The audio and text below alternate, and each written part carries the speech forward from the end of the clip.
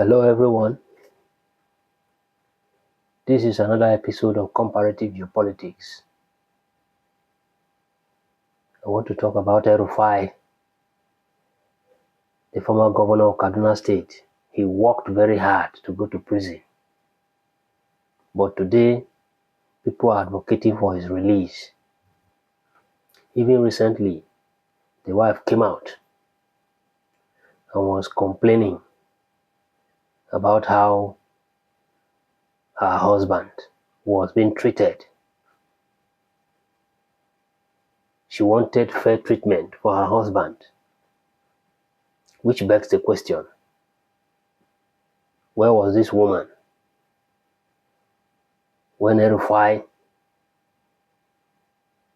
presided over Kaduna State like an emperor during his time as governor? If you ask me, El-rufai will still be free today. Were it not for his utterances. El-rufai talks as if he's above the law. Nobody can challenge him.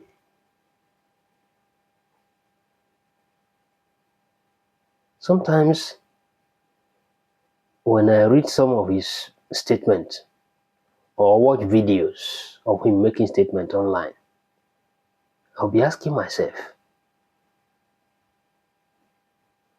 is this person a public office holder? As a politician, there should be some level of decency and diplomacy. It's not everything that comes to mind you just open your mouth and you say it. Things are not done like that. Look at what he said about the foreign observers who were coming to inspect elections in Nigeria. El-rufai said if they interfered with the election, that they were going to leave the country in body bags. Even if you have the intention of doing such a thing as a public office holder, do you say such a thing openly? It was time for election in Kogi State when Yaya Bello, a candidate that was very unpopular among his people in Kogi State, El-rufai went there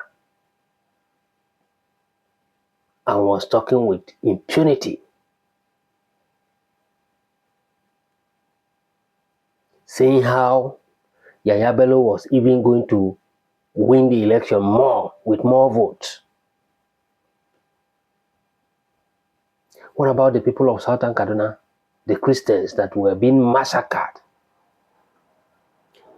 If you ask me, I will say what happened in Southern Kaduna under the leadership of Nasir El-rufai as governor of Kaduna State was genocide.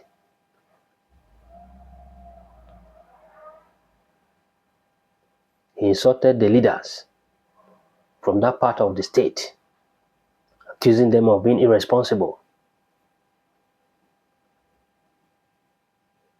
His kinsmen were killing people all over the country.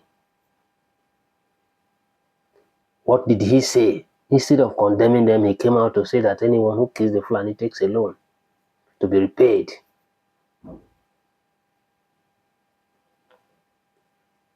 He was tapping the phone of the National Security Advisor, and he came and admitted it on national television. Do you have to do that? So for me, El-rufai worked very hard to go to prison. And those advocating for his release, I think they should have a rethink.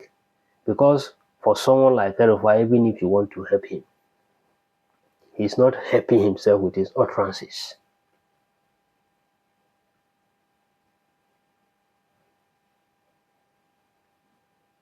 As much as I don't like him, I want fair treatment for everybody. And I expect the Nigerian government to be fair in trying El-rufai.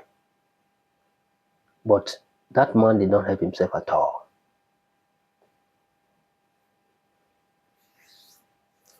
He contributed to the problem that people are facing in the country today.